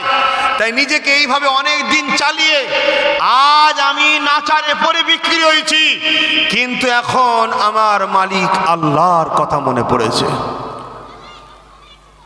যুবকটার চোখ দিয়ে পানি বেরোচ্ছে। কোন যুবকটা? যে কিনে এনেছে, রোজকে যে শরাব পান করে, রোজকে যে চরিত্র হরণ করে, তার অর্থের গরম আছে, পাওয়ার আছে এলাকায়, এলাকার কেউ তাকে কিছু বলতে পারে না। কিন্তু আজ সেই যুবকের চোখে পানি, সে যুবক হাউমাউ করে কাঁদছে। মহিলা ঘুরে দেখেছে, যুবক এই মহিলাকে বোন বলে সম্বোধন করে ডাক দিয়েছে। বলুন সুবহানাল্লাহ। বোন রে, তুই এত গরিব হয়ে, এত অভাবী হয়ে, এত পরীক্ষায় পড়েও যদি আল্লাহকে ডাকতে পারিস, তার ভয়ে কাঁপতে পারিস, তাকে এত ভালোবাসিস, আল্লাহ আমাকে ধন দৌলত টাকা পয়সা সব দিয়েছে, আর আমি সেই আল্লাহ ভুলে আছি, আমি কত খারাপ। আমার তো উচিত বেশি বেশি করে আল্লাহকে ডাকা, ঠিক না বেঠিক? গরিবের থেকে বেশি টাকা দরকার, আমি ভুলে আছি। তা আজকে আমি কথা দিলাম, বোন তুই আমাকে তওবা করিয়ে দে, আমি তোকে সাক্ষী রেখে তওবা করছি, জীবনে আর কোনোদিন এই পাপ খারাপ কাজে আর যাব না। জোরে বলুন সুবহানাল্লাহ। আর যা, তোকে যে 60 দিরহাম দিয়েছি, ভাই হিসাবে সম্পর্ক হয়ে গেল, ওই টাকা নিয়ে তুই ঘরে চলে যা। সে বোনটার ইজ্জত বাঁচালো কে? জোরে বলুন, বাঁচালো কে? আল্লাহ বাঁচালো। সে ফিরে গেল, আর তার ওসিলায় পরিবর্তন হলো একটা যুবক। পরের দিন ওই রাত্রিরে এত কাঁদা কেঁদেছে যুবকটা, সারা রাত কাঁদতে কাঁদতে কাঁদতে তাহাজ্জুদের রক্তে আল্লাহর হুকুম ইন্তেকাল হয়ে গেছে। ইন্না লিল্লাহি ওয়া ইন্না ইলাইহি রাজিউন। ওর ইন্তেকালটা কি ওই দিন ফিক্সড করা হয়েছে না সৃষ্টির সময়তেই? সৃষ্টির সময়তেই ফিক্স ছিল, কিন্তু কপাল ভালো, যাবার আগের রাত দিনে চেঞ্জ হয়ে গেছে, যাবার কিছুক্ষণ আগে চেঞ্জ হয়ে গেছে। সবাই জানে এই বাড়ির ছেলেটা খারাপ। পরের দিন যখন এলাকার লোকেরা উঠেছে, তার দরজাগুলোয় লেখা আছে যে এই যুবককে আল্লাহ মাফ করে দিয়েছে, তওবা করিয়ে জানাজায় সবাই শরীক হও। জোরে বলুন সুবহানাল্লাহ। ভাবো আমার ভাইয়েরা, ভাবো তোমার আমার জিন্দেগিতে ভুল হয়ে গেছে, গুনাহ হয়ে গেছে, অন্যায় হয়ে গেছে, সেই মালিক থেকে দূরে সরে যেওনি, যিনি তোমাকে কত সুন্দর করে বানালো, দুটো চোখ দিল, কান দিল, হাত দিল, পা দিল, জিন্দেগি দিল, বাপ মা দিল, স্ত্রী দিল, শরীয়ত দিল, কত সুন্দর এই পৃথিবীতে বসবাস করার জন্য ভাষা দিয়েছে, বুবা করেনি। যদি বুবা হতাম আমি বলতে পারতাম না, তোমরা আমাকে আনতেও না। আর তুমি যদি বুবা হতে মা বাপের সঙ্গে কথা বলতে পারতে না, একদিন মাও বিরক্ত হয়ে বলতো কি হাবার মতো বকছিস, বুঝতে পারি না, দিলটা ভেঙে যেত। কিন্তু আল্লাহ তা করেনি। সেই আল্লাহর দেয়া জবান নিয়ে বুঝে বুঝে স্লোগান দাও, বুঝে বুঝে কথা বলো, এবং যা করেছো করেছো, এই জবান দিয়ে হারাম খেও না। তওবা করো, পরিবর্তন হও। নিজের ভবিষ্যৎ, নিজের বাচ্চার ভবিষ্যৎ, নিজেদের অস্তিত্ব বাঁচাবার লড়াই এসেছে এবারে। অস্তিত্ব বাঁচাবার জন্য নিজেরা সংগঠিত হও, ঐক্যবদ্ধ হও। কারো ঘর ভাঙার জন্য নয়, কাউকে লুটার জন্য নয়, কাউকে জুলুম করার জন্য নয়, কাউকে ঠকাবার জন্য নয়, কেন এগুলো করা ইসলামে হারাম। কিন্তু আমাদেরকে যারা মিটাতে চাইছে, তাদের হাত থেকে আমাদের বাচ্চাদের শিক্ষা, স্বাস্থ্য, কর্মসংস্থান, নিজ জীবন জীবিকা, ইজ্জতের সঙ্গে বেঁচে থাকার ভবিষ্যৎ ব্যাপারটা আমাদেরকে ভাবার দরকার আছে না নাই? এটা কি ইসলাম শিখাই না আমাদের ঘরে? বলুন না গো, ইসলাম শিখিয়েছে না শিখাইনি? অতএব ভাবুন, ভেবে দেখুন। যদি মনে হয় আব্বাস সিদ্দিকীর কথা লিবার মতো, তাহলে সংগঠিত হন, ঐক্যবদ্ধ হন, নিজেরা নিজেদের বাচ্চাদের ভবিষ্যতের জন্য ভাবুন। আর সব কিছু হওয়ার পরে লাস্টে সবাই মিলে গিয়ে এমন একজনের কাছে গিয়ে সমর্পণ হবেন, যে কিনা আপনার ইসলামকেই ঘৃণা করে, যে কিনা আপনাকেই ঘৃণা করে, যে কিনা আপনাকে দেখায় এক দাঁত আর চিবায় আর এক দাঁত দিয়ে। হাতি চেনেন? হাতির দেখাবার দাঁত আলাদা, চিবাবার দাঁত আলাদা। তার কাছে গিয়ে আপনি সমর্পণ হলেন, সে আপনার কোনদিন ভালো চাই? হ্যাঁ, কোনোদিন চাই? টুপি মাথায় দিলেই মুসলমান হয়নি, আর ঘোমটা দিলেই শুধু ইমানদার হয়নি রে বাবা। তার হৃদয়ে কি আছে দেখতে হবে। কথা মাথায় ঢুকছে? সেগুলোকে দেখুন, দেখে বুঝে সুঝে ভাবুন।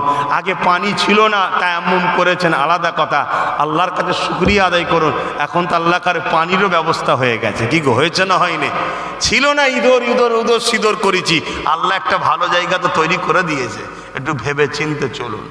রব্বানা আতিনা ফিদ দুনিয়া হাসানাতাও ওয়া ফিল আখিরাতি হাসানা। আল্লাহ নিজে শিখাচ্ছে কেমন ভাবে দোয়া করবি। রব্বানা আতিনা, আয় আল্লাহ, রব্বানা আতিনা ফিদ দুনিয়া হাসানা, আয় আল্লাহ আমার দুনিয়ার ভালাই দান করুন। তা দুনিয়ার ভালাই চাইলে হয়ে যাবে না? চেষ্টা করতে হবে। দুনিয়ার ভালাই কিসে হয়? হ্যাঁ, সেদিন চেষ্টা করতে হবে না? আপনি ঘরে এসেছেন, নামাজে দাঁড়িয়েছেন, আল্লাহু আকবার, আর নামাজে দাঁড়াবার আগে আপনার পরিবার আপনাকে একটা লিস্ট দিয়েছে, কি 200 টাকা কি 500 টাকার ওষুধ কিনতে হবে, পকেটে আছে মাত্র 50 টাকা, নামাজ হবে? বলবেন তো ইসলাম ওই শুধু নামাজ শিখিয়েছে? এই ওষুধটা কিনবি কি করে, তার জন্য অর্থটা কিভাবে ইনকাম করতে হবে, ইসলাম শিখিয়েছে না শিখায় নেই? আমার কথা বুঝছেন তো নাকি? আমি ধর্ম ভুল শিখাচ্ছি নাকি? ইনকামের প্রয়োজন আছে না নাই? কালকে ঈদ, কালকে ঈদ, আজকে ইমাম সাহেব নামাজ পড়াচ্ছে মসজিদে। কালকে ঈদ, এখনো ছেলের জামা কাপড় কিনা হয়নি, এখন স্ত্রী শখ করেছিল এই বছরে একটা এই শাড়ি দিতে হবে, শখ করেছে অনেকদিন পর, বছরে একবার শখ করেছে। ইমাম সাহেব দেখছে আমার টোটাল বাজার, শ্বশুর শাশুড়ি, আত্মীয় স্বজন সব কিছু নিয়ে 50,000 টাকা, আর পাবো হয়তো 15,000 টাকা, এই নামাজ হবে? বুঝতে হবে ভাই, এটা ইসলাম শিখাই নেই। ইসলাম কি শিখিয়েছে? আপনি নামাজে দাঁড়াবেন, খাবার এসে গেছে, ইসলাম বলছে আগে খেয়ে এলে তবে নামাজ পড়। কেন না? হয়তো নামাজে দাঁড়িয়ে মনে হয় কি দিল, গোশ দিল না আলু ভাজা দিল, হাসবেন না। ইসলাম কতভাবে আমাদেরকে সহযোগিতা করেছে দেখুন। যাকে খেয়ে এলে নফসটা ওখানে তো থাকবে। তাহলে ইসলাম নফস আমার পালিয়ে যাচ্ছে, দিনকে দিন আমরা গরিব হয়ে যাচ্ছি, দিনকে দিন আমাদের ইমামগুলো বেউজ্জতি হচ্ছে, দিনকে দিন আমাদের বেটিগুলো, তুমি জানেন এ কথা বলতে সমাজে বলা যায় না, কিন্তু বাস্তব তো বলতে হবে। জানেন 100টা মেয়ে যদি খারাপ জায়গায় থাকে, তার মধ্যে 70টা মুসলমানের মেয়ে। কেন? কেন? এর কারণটা কি? অভাব না শখ করে? বলুন, অভাব। যার কোরআন বলে জেনাকারীদের শাস্তি কি, কতল করে দাও, সেই ঘরের বেটি কখনো খারাপ জায়গায় যেতে পারে? তাহলে কেন গেছে? অভাব। বাচ্চা দুধ কিনতে পারছে না, স্বামী বিমারে, মা বিমারে, বাপ বিমারে, কথা বুঝছেন না, বোঝেন না? অথচ আমাদের ঘরে নিয়ে লুটা হয়েই যাচ্ছে, লুটা হয়েই যাচ্ছে, লুটাই হয়ে। আমরা কি ভিখারি জাত নাকি? আমরা ভিখারি, কিন্তু আমরা ভিখারি নিজের দোষে হয়ে গেছি। কেন? পরের বাপকে বাপ বলেছি, পরের মাকে মা বলেছি, এই জন্য আজকে আমাদের দুর্দশা। এখনো সময় আছে, এখনো সময় আছে, সূর্য ডুবতে অনেকক্ষণ বাকি আছে। এই তো সবে 1টা বাজে, সূর্য ডুবতে অনেক টাইম আছে, তাড়াতাড়ি তৈরি হও, আল্লাহ ঠিক কামিয়াবি তোমার কপালে দেবে। কেন আল্লাহ বলেছে যে জাত নিজে থেকে পরিবর্তন হতে চায় না, আমি আল্লাহ কাকে পরিবর্তন করি না। তোমার পরিবর্তন হতে হবে, চেষ্টা করতে হবে।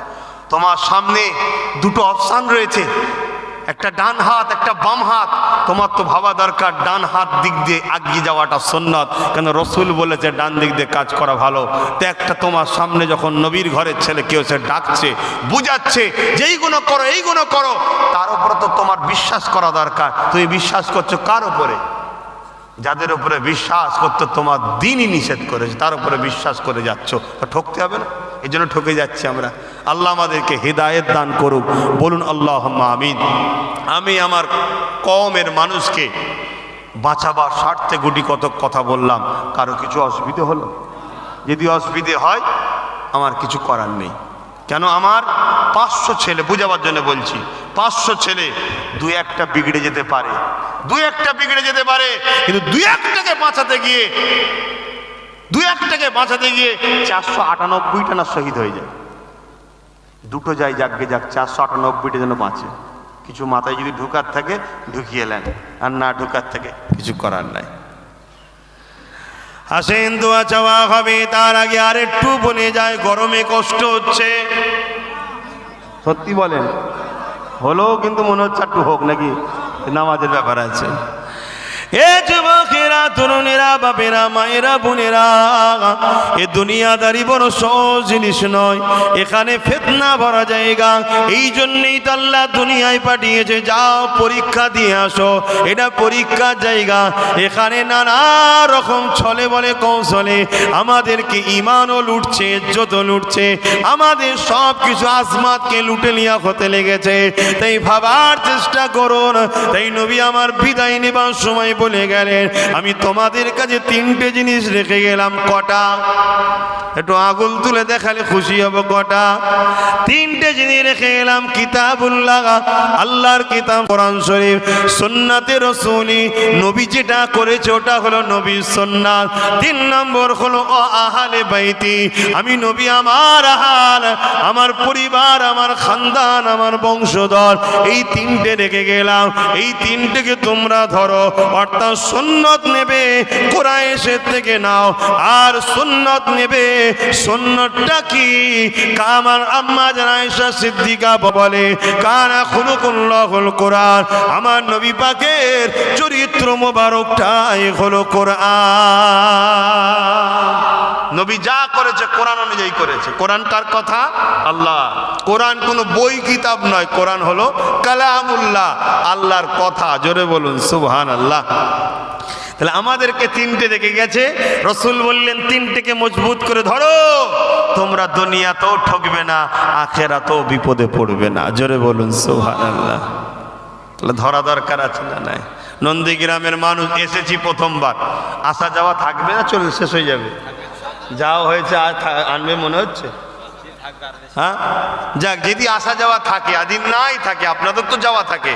আমি একটা কথা শুধু জিজ্ঞেস করব, দিনের খাতিরে, মানুষের জন্য, দেশের জন্য, গরিবের জন্য আমি যদি ঐক্য করছি, যে একতার ডাক দিয়েছি, চেষ্টা চালাচ্ছি, এই কাজে আপনারা আমার সাথ দিতে রাজি আছেন? আল্লাহকে সাক্ষী রেখে বলছেন হাত দিতে রাজি আছেন? মারহাবা, নারে তাকবীর, নারে দিবেন, আলহামদুলিল্লাহ। মনে রাখবেন, অহংকার নয়, বুঝাবার জন্য বলছি। আল্লাহ আমাকে কোরাইশ বংশে জন্ম দিয়েছে, নবীর বংশে। নবী হলেন কোরাইশ, হাসেমি গোত্র বংশ হলো কোরাইশ। সেই নবীর বংশের সন্তান হিসাবে বলছি, একটা বরকত থাকে নবীর খাতিরে, আমার কিছু নয়, বরকত। সেই জায়গায় আপনারা ইউনিট হন, একতা হন। আমার এই চাচাজি বাবা চাচাজির সঙ্গে যোগাযোগ করে ইউনিট হন, ফুরফুরা শরীফ আহলে সুন্নাত ওয়াল জামাতের মধ্যে আসুন। এটা একটা ধর্মীয় সেবামূলক সংগঠন, এর মধ্যে আসুন। এর মধ্যে দিয়ে আপনাকে দুনিয়ার কামিয়াবির রাস্তাও দেখানো হবে, আখেরাতের কামিয়াবির রাস্তাও দেখানো হবে। বলুন ইনশাআল্লাহ। ভাবুন, চিন্তা করুন, আসুন, এগিয়ে এসুন, এসে এর মধ্যে জয়েন্ট হন। কেন আমার রসুল বলে গেছেন তিনটে জিনিস রেখে গেলাম। প্রথম আমার আহাল থেকে নিন সুন্নত, সুন্নতটাই হলো কোরআন। তাহলে প্রথম কিতাবুল্লাহ, সুন্নতে রাসূলি ও আহলে বাইতি, এই তিনটে জিনিস রেখে গেলাম। এই তিনটেকে ধরুন, কামিয়াবি হবেন ইনশাআল্লাহ। ভাইয়ের আমার, রসুলে পাক সাল্লাল্লাহু আলাইহি ওয়াসাল্লাম আমাদেরকে যা রাস্তা দেখিয়েছে, সেই রাস্তার একটাই জায়গা, সেটা হচ্ছে দুনিয়ার কামিয়াবি, আখেরাতের কামিয়াবি। জোরে বলুন সুবহানাল্লাহ। ওই রাস্তায় চললে দ্বিতীয় কোনো জায়গা নাই, একটাই জায়গা পাওয়া যাবে, দুনিয়ার কামিয়াবি, আখেরাতের কামিয়াবি। অতএব সেই রাস্তায় আগিয়ে আসুন। এই নওজওয়ানেরা, আল্লাহ আমাদেরকে বোঝার তৌফিক দেন। এই দুনিয়া কারো জন্য চিরস্থায়ী নয়, কথা ঠিকই কথা। কত এসেছে, কত চলে গেছে, কিন্তু যাবার আগে আল্লাহ দুনিয়া জমিনে আমাদেরকে যে কাজ করতে পাঠালেন, এটা পরীক্ষা জায়গা। এই পরীক্ষা জায়গায় আমাদেরকে কামিয়াবি হয়ে যেতে হবে। রেজাল্ট আউট হবে ময়দানে মাশরে। সুম্মা নুফিকা উখরা ফাইযা হুম কিয়ামুন ইয়ানজিরুন। সূরা জুমার 68 নম্বর আয়াতে আল্লাহ জানাচ্ছে সেই দিন রেজাল্টটা আউট হবে। যারা ডানাতে রেজাল্ট পাবে তারা হাসতে হাসতে জান্নাতে যাবে, যারা বাঁ হাতে পাবে তারা বরবাদ হয়ে যাবে।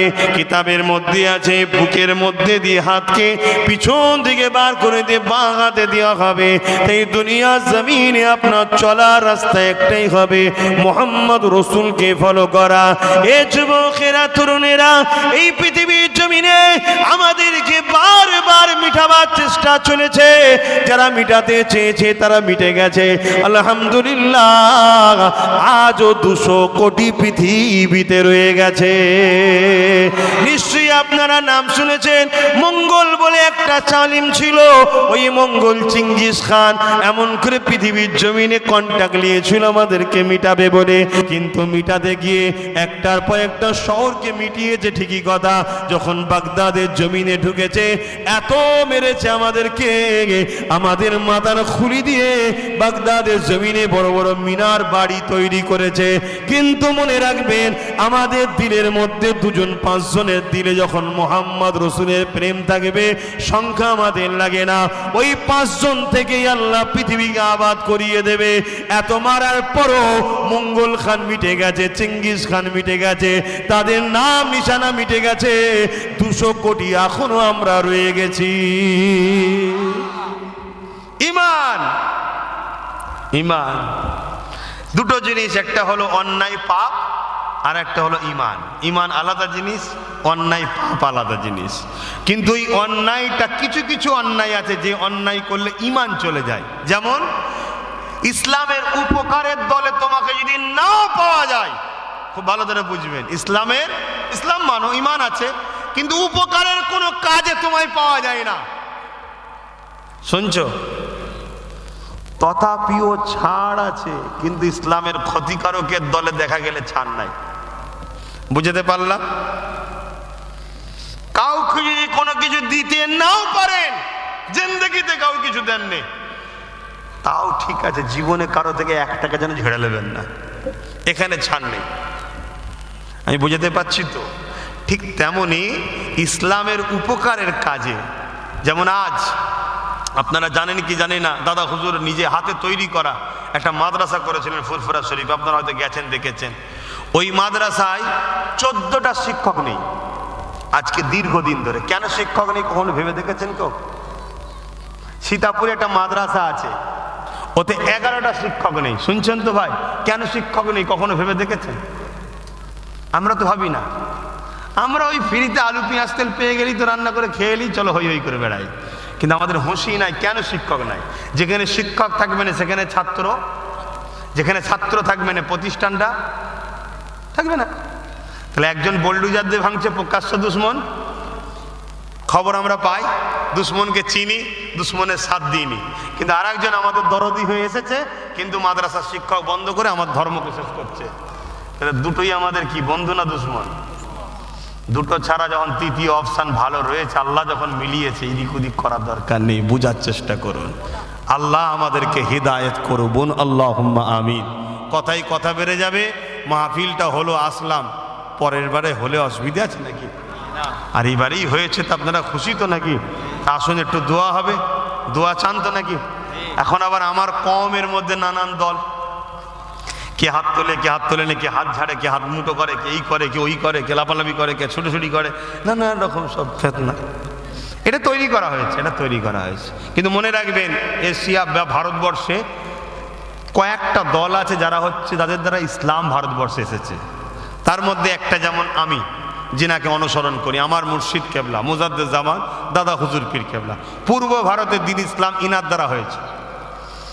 ঠিক তেমনি আর একটা দল হলো দেওবন্দ, নাম শুনেছেন? দেওবন্দীদের পীর সাহেব হজরত হাজি ইমদাদুল্লাহ মুহাজির মাক্কি, আশরাফ আলী থানভী সাহেবেরও পীর, তারপরে কাসেম নানতুবি সাহেবেরও পীর, এই হজরত হাজি ইমদাদুল্লাহ মুহাজির মাক্কি রহমাতুল্লাহ আলাইহে, ইনি একজন। আর একটা হলো বেরেলি আলা হজরত আহমদ রেজা খান বেরুলবি, ইনি। আর একটা হলো কারামত আলী জনপুরি। এই চারটে সিলসিলা এই ভারতবর্ষ জুড়ে দিন ইসলামের মূল কাজ করেছে। আর এই চার মাথার মধ্যে, যে চারটে মাথা বললাম, এই চার মাথার জীবনী আর চার মাথার স্টাইলের মধ্যে কোনো ইখতিলাফ আছে বলে দেখা যায় না। ছোটখাটো ইখতিলাফ, কেউ আলু দিয়ে গোশ দিয়ে খেয়েছে, কেউ শুধু গোশ কষা করে খেয়েছে, এটা কোনো ইখতিলাফ নাকি? কেউ মসজিদে, কথা বুঝে আসছে, মেম্বার তৈরি করে আজান দিয়েছে, কেউ মসজিদে মেম্বার না করে বুঝাবার জন্য বলছে। এগুলো ছোট ছোট ব্যাপার। যেমন এই যে সালাম, সালাম নিয়ে কারো ইখতিলাফ নাই, আর থাকতে পারে কি? কোরআন আছে। কিন্তু দাঁড়ানো নিয়ে ইখতিলাফ আছে না নাই? কিন্তু দাঁড়ানো নিয়ে ইখতিলাফ ইনাদের মধ্যে কেমন, যে উনি করছে করুক, করার আমি বিরুদ্ধে নাই। কিন্তু এখন কি হচ্ছে, করার বিরোধী শুরু হয়ে যাচ্ছে, এদিকে হলো দলাদলি শুরু হয়ে যাচ্ছে। এই দলাদলি করবেন না, এই করে করেই শেষ। কথা বুঝে আসছে? অনেকে দলিল খোঁজে কোরআন হাদিসের। শোনেন, শরিয়াতের দলিল কোরআন হাদিস নয়, চারটে। আদিল্লাতুল ইসলামে আরবাতুন, কোরআন হাদিস ইজমা কিয়াস, বা আরো সুন্দর করে বলতে পারি কোরআন সুন্নাহ। সব হাদিস আমল করার নয়, হাদিস থেকে আমল করা যায় না, সুন্নাত আমল করতে হয়। আমি বুঝাতে পারছি তো না? আমার ইখতিলাফ হচ্ছে। সব হাদিস, কিন্তু একটা হাদিসকে আর একটা হাদিস দ্বারা রদ হয়েছে, কাটা হয়েছে। যেমন বোঝাবার জন্য বলছি, নবী কবর কাছে যেতে মানা করেছিল। কেন মানা করেছিল? তখন কবরগুলোকে নিয়ে শরিয়াত বিরোধী, নবী যে দিন বিরোধী কাজ হচ্ছিল, জাহিলিয়াতপনা চলছিল। কিন্তু যখন নবী সবাইকে সরিয়ে দিল, সরিয়ে দিবার পর পুরো ময়দান ফাঁকা, এবার নবী ট্রেনিং দিলে, শোনো, ফাতিহা পড়বে, ক্লাস পড়বে, দরুদ শরীফ পড়বে, এবং নিজেকে নিয়ে যাবে কবরকে দেখে যেন মরণের কথা মনে পড়ে। কথা বল, ট্রেনিং দিয়ে বলছে এবার যাও। তখন আর হয়নি। কথা বুঝে আসছে? তো এই যে আগের হাদিস আর একটা হাদিস দিয়ে রদ করা হয়েছে, ঠিক তেমনি এই বিধানে এজন্য সব হাদিস, আগেরটাও হাদিস, এটাও হাদিস, সবটাই হাদিস। হাদিস বলে সম্মান করতে হবে, কিন্তু আমল করা সবটা যাবে না। কেন? একটা হাদিস 2 হিজরিতে এসছে, আর একটা হাদিস 3 হিজরিতে এসছে। 2 হিজরি আর 3 হিজরি হাদিসের মধ্যে টক্কর হচ্ছে। আপনি অত হিজরি বোঝেন, আম মানুষ, আপনাকে 2 হিজরি হাদিসটা রদ হয়ে গেছে, মানে বাতিল হয়ে গেছে। কি বাতিল? ওটা তাহলে কি বিরোধী করবেন? না, বিরোধী নয়, বাতিল। ওটা আমলের বাতিল, আমল করা যাবে না। হাদিসই ঠিকই, 2 হিজরিটা 3 হিজরিটা আপনাকে মানতে হবে। এজন্যে আপনাদের উচিত, রসুল তাই বললেন, মান আহাব্বা সুন্নতি, তোমরা আমার সুন্নতকে ভালোবাসো। মান আহাব্বা হাদিসি বলেনি, কেন? সুন্নত সবটাকে ফলো করতে হবে। কথা বুঝে আসছে? হাদিস, নবীর কল, ফেল, তাকরীর ঠিক আছে, কিন্তু সুন্নত নবী যেটা করেছে, তাই মান আহাব্বা সুন্নতি, যে আমার সুন্নতকে ভালোবাসলো, ফাকাদ আহাব্বানি, সে আমায় ভালোবাসলো। সুন্নত হলো নবীর কাজ, আর যে আমায় ভালোবাসলো, কানা মাই ফিল জান্নাত, সে আমার সঙ্গে জান্নাতে থাকবে। জোরে বলুন সুবহানাল্লাহ। তাই আমরা আহলে সুন্নাত ওয়াল জামায়াতের মানুষরা, আমরা সালাম দিয়ে দাঁড়িয়ে অর্থাৎ দেওবন্দীদের পীর সাহেব হাজী ইমদাদুল্লাহ মুহাজির মাক্কি সালাম দিয়েছে দাঁড়িয়ে, আমার পীর সাহেব দাদা হুজুর দিয়েছে দাঁড়িয়ে, বেরেলিদের পীর সাহেব দিয়েছে দাঁড়িয়ে, জৌনপুরি পীর সাহেব দিয়েছে দাঁড়িয়ে। আর এই চারজনের দ্বারা ভারতবর্ষে বলুন বলুন টোটাল ভারতে ইসলাম এসেছে এই চারজনের দ্বারা, শুনছেন? আর এই চারজনই যত হাদিস বলুক, যত যাই বলুক, এ সব হাদিসের যিনি ইমাম হযরতে আব্দুল হক মুহাদ্দিস দেহলভী রহমাতুল্লাহ আলাইহি, জোরে বলুন সুবহানাল্লাহ। তিনি আমাদের এবং সবার বাপ মুরব্বী। তিনি বলছেন আমিও রসুল পাককে দাঁড়িয়ে সালাম দিতাম, জোরে বলুন সুবহানাল্লাহ। কিন্তু এরপরও বলছি, কেউ যদি বসে সালাম দেয় তাকে কি কাফের বলা যাবে? না, কারণ এটা প্রেমের ব্যাপার, পছন্দের ব্যাপার। তার ভালো লাগে না, তার প্রেম ওই জায়গায় নাই, সে অন্য জায়গায় প্রেম করে, অন্যদিকে। কথা মাথায় ঢুকছে? কিন্তু এটাকে যখন কঠোর করে দেবেন, কড়া করে দেবেন, কেউ বলবে হারাম আর কেউ আরো কিছু বলবে, এই নিয়ে তখন এটাকে দলাদলি শুরু হবে। হারাম বলতে গেলে কাতেই দলিল লাগে, কিন্তু আজকে ঝোঁকের মাথায় বলে ফেলছি, আকসাকসিতে বলে ফেলছি। এতে কি হচ্ছে? আমরা কম টুকরো টুকরো হয়ে যাচ্ছি, আমাদের মধ্যে টুকরো টুকরো হয়ে যাচ্ছে। আর টুকরো টুকরো যখন হয়ে গেলাম তখন কি হলাম? এক জায়গায় দেখা যাচ্ছে আমরা চাপ, এক জায়গায় আমরা ছিলাম হয়তো 25-25 করে, চারটে দলে ভাগ হয়ে আছে। চারজন যদি এক জায়গায় থাকি, 100 নম্বর যে পাবে সে কামিয়াবি, তাই তো নাকি? আর এই প্ল্যান করে যারা আমাদেরকে মিটাতে চায় তারা ভাগ করে দিচ্ছে 25-25 করে, বোঝাবার জন্য বলছি। আর কেউ বলবে না আমি 30 আছি, ইখতিলাফে যে লাভ নেই, চলো 25-25 করে ভাগ করে দিয়েছি। এই 25-25 যখন ভাগ হয়ে গেছে তখন কি হচ্ছে? একটা 25 এই দিকে, একটা 25 ওই দিকে, একটা 25 এই দিকে, একটা 25 এই দিকে। সারা জীবন আমাদের পিটিয়ে যাবে, আমরা সারা জীবন কামিয়াব হতে পারবো না। আর যখন 4-25 এক জায়গায় হবে তখনই 100-এ 100 পাস। কথা মাথায় ঢুকছে না? ঢোকে না? ওই জন্য বলবো ভাই, সব থেকে উত্তম হবে যে যা দল করেন, যদি কেউ দেওবন্দি করেন, আপনাদের আকাবেরদের কিতাব পড়ুন, আপনাদের পীর সাহেবরা কি বলছে দেখুন। আপনাদের যিনি প্রতিষ্ঠাতা, যিনার থেকে শুরু, হাজী ইমদাদুল্লাহ মুহাজির মাক্কি, আশরাফ আলী থানভী সাহেব বড় বড় আলেম ছিলেন। আশরাফ আলী থানভী সাহেবকে জিজ্ঞেস করা হয়েছিল যে হাজী ইমদাদুল্লাহ মুহাজির মাক্কি কি আলেম ছিলেন? তখন হুজুর বলছে আরে আলেম বানানে কা কারখানা থে, আলেম বানানোর কারখানা ছিলেন। অতএব ওনাদেরকে দেখুন না। আমি যেমন দাদা হুজুরকে মানি, আমার উচিত হবে আমার দাদা হুজুরের জীবন আদর্শ কিতাবগুলোকে ফলো করা। যদি কেউ বেরেলি ভাই হয়, আপনি আপনার আলা হাজরাতের জীবনী পড়ুন, তিনার লেখা কিতাবগুলো পড়ুন। কেউ যদি জৌনপুরি হন, জৌনপুরি হুজুরের কিতাব পড়ুন, তাহলে দেখবেন আমি বলে যাচ্ছি আমাদের মধ্যে এই যে কিছু ঢুকে গেছে, বাইরে থেকে ঢুকেছে, এটা নতুন করে ঢুকেছে, ঢুকে আমাদের চারজনের মধ্যে যে লাগাচ্ছে, এই লাগাতে আর জোরে বলুন পারবে না। সকাল হবে, আপনাদের এলাকায় কটা স্কুল আছে বলুন? 3-4টে আছে। সকাল হবে, আমার ছেলে ওই স্কুলে পড়ে, সেজে গুজে ওই স্কুলে চলে যাবে। আপনার ছেলে ওই স্কুলে পড়ে, সেজে গুজে সেই স্কুলে যাবে। তার ছেলে ওই স্কুলে পড়ে, যে যার স্কুলে যাবে, যে যার শিক্ষকের কাছে শিখবে। বিকাল হবে, মাঠে যেন 4 ছেলে একসাথে খেলাধুলা করে। এটাই তো হওয়া দরকার নাকি ভাই গ্রামে? কি গো বলুন, ভুল বলছি? এটাই তো হওয়া দরকার গ্রামে। যে যার হুজুরের কাছে যাবে, যে যার শায়েখের কাছে যাবে, যে যার ইমামের কাছে যাবে, যে যার শিক্ষা প্রতিষ্ঠানে গিয়ে শিখলো। তাকে 2-2-4 শিখেছে কি 3 শিখেছে, তার হুজুর শিখেছে, তার হুজুর তার কাছে ভালো। আমি যদি এখন আপনার হুজুরকে ছোট বড় কথা বলি, আপনার মনে দুঃখ হবে না? কারণ আপনি ভালোবাসেন তো। তাহলে আপনি আমার হুজুরকে ছোট বড় কথা বললে আমারও দুঃখ হবে। ওই জন্য আপনি আপনার ক্লাসে যান, আপনার হুজুর ক্লাসে থাকেন, আমি আমার ক্লাসে যাই, আমার হুজুর ক্লাসে থাকি। কিন্তু গ্রামে এসে আপনার আমার মধ্যে যেন 8 চোখে দেখাদেখি না হয়। আপনি আমি যেন এক মুঠো থাকতে পারি, আপনি আমি একসাথে কারবার করি, আপনি আমি ব্যবসা করি। আরে যদি আমরা তাদের সঙ্গে মিশতে পারি যারা আমার আল্লাহকে মানে না, মানুষ হত্যাটা মিশা ভালো খারাপ না, এটা আল্লাহ মিশতে বলেছে, তাহলে এখানে কেন আমাদের মধ্যে ফিতনা হচ্ছে? তো এই ফিতনাগুলো নতুন করে বীজ রোপণ করা হচ্ছে। তাই বলবো, আমি আমাকেও বলছি এবং সবাইকে বলছি, সবাই একটু আসুন, ভাষা সংযুক্ত করে বলি। কেন নতুন করে সব বিভিন্ন জিনিস তৈরি হচ্ছে, বিভিন্ন খাঁচা তৈরি হচ্ছে গরিবদের ঘরে পুড়ার জন্য। আর গরিব যখন পুড়বে, মনে রেখে দিও মুসলমানকে আগে ডাকবে। কারণ আমাদেরকে এমনি সবাই 8 চোখে দেখে। দেখে না? দেখে না? বলুন, সত্য কথা বলুন না। আমি কি ভুল বলছি নাকি?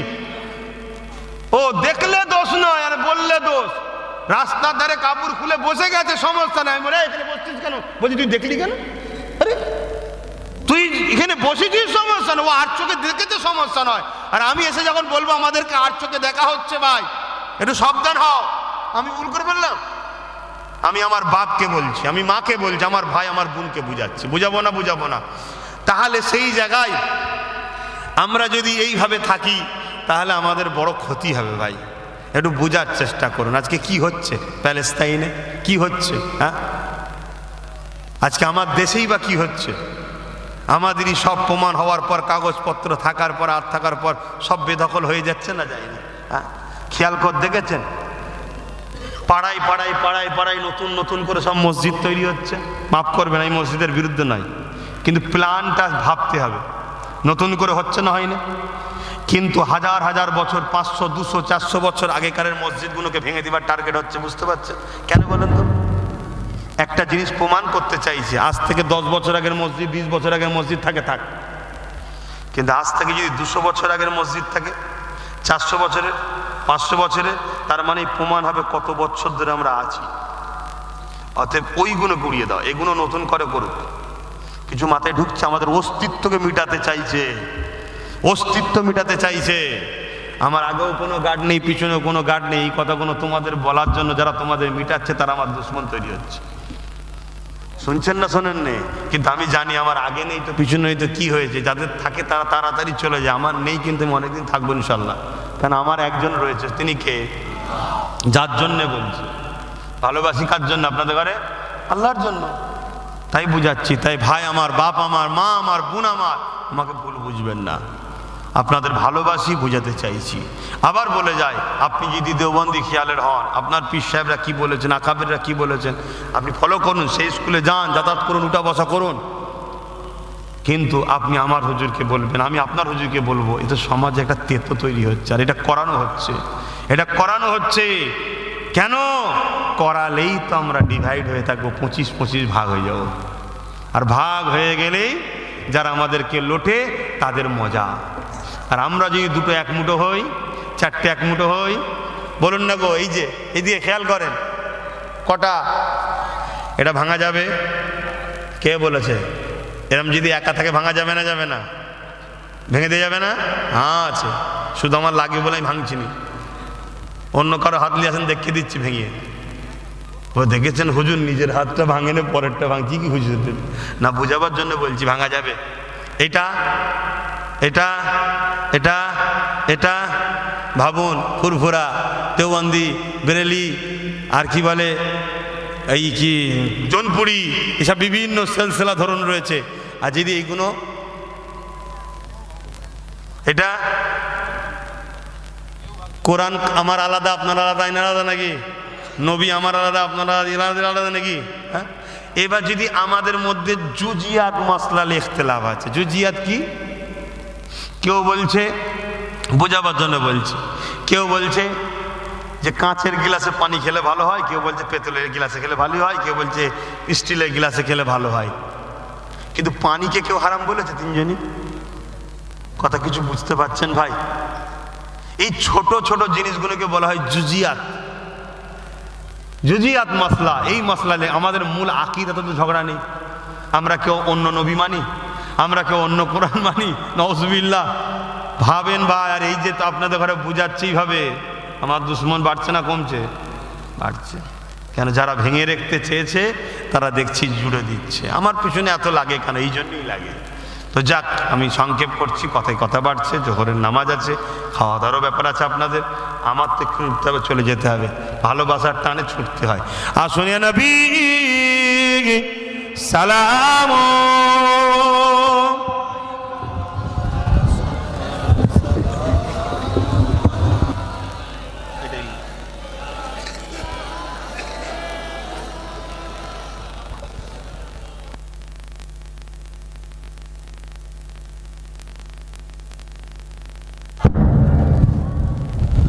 তবে আপনারা দাঁড়িয়েছেন, এতটুকু আপনাদের জানা দরকার, মিশকাত শরীফ বাবুল আদব, মিশকাত শরীফ বাবুল আদব, আদবের বাব, অধ্যায়, অধ্যায় পর্যন্ত।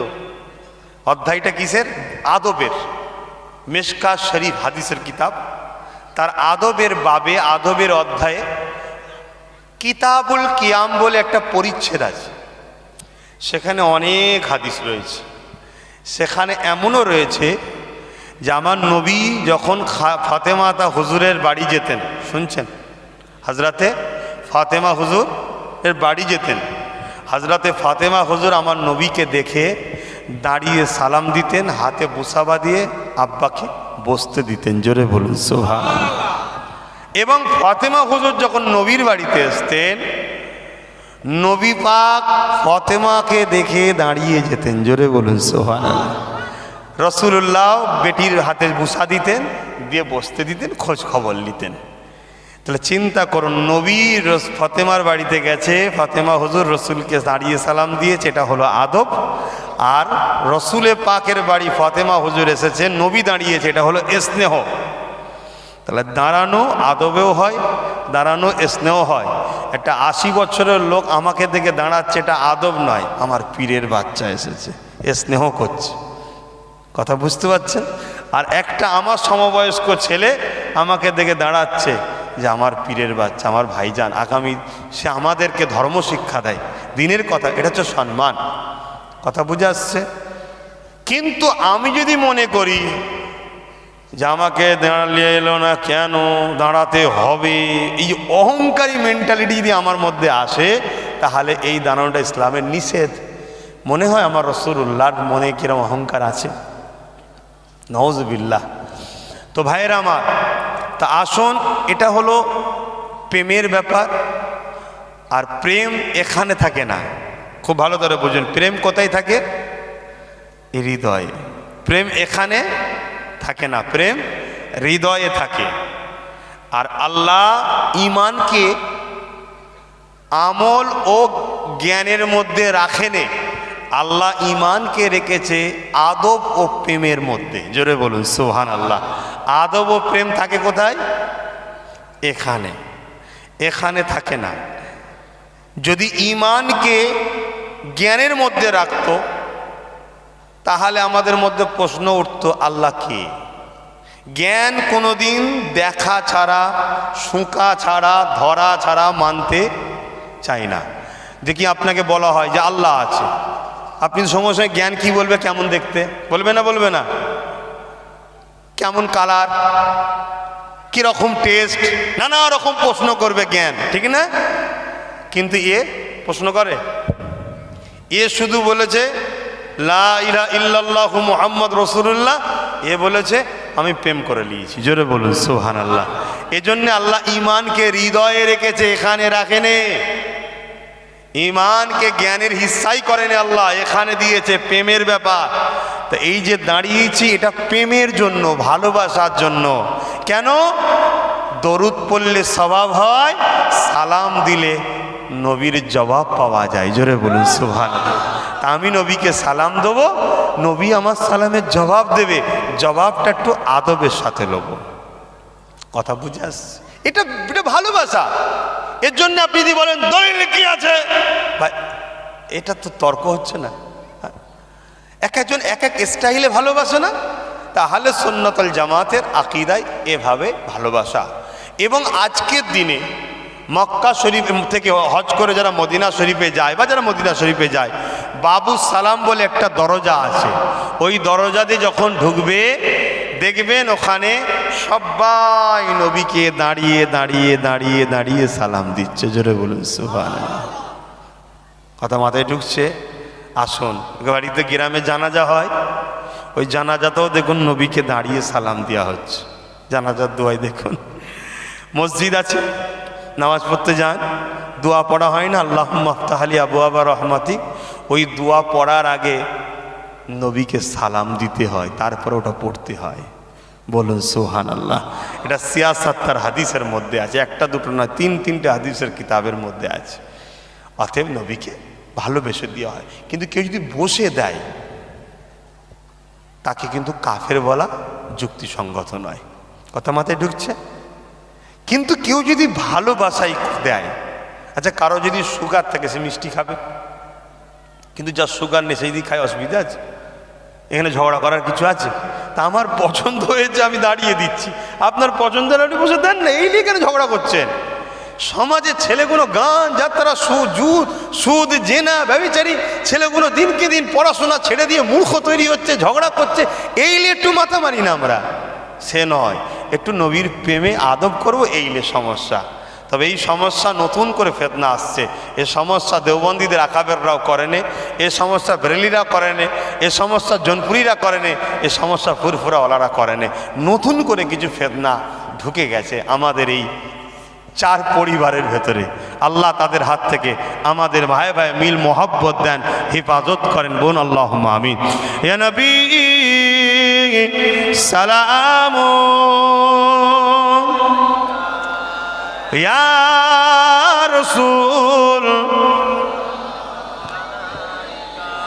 ইয়া হাবিব সালাম।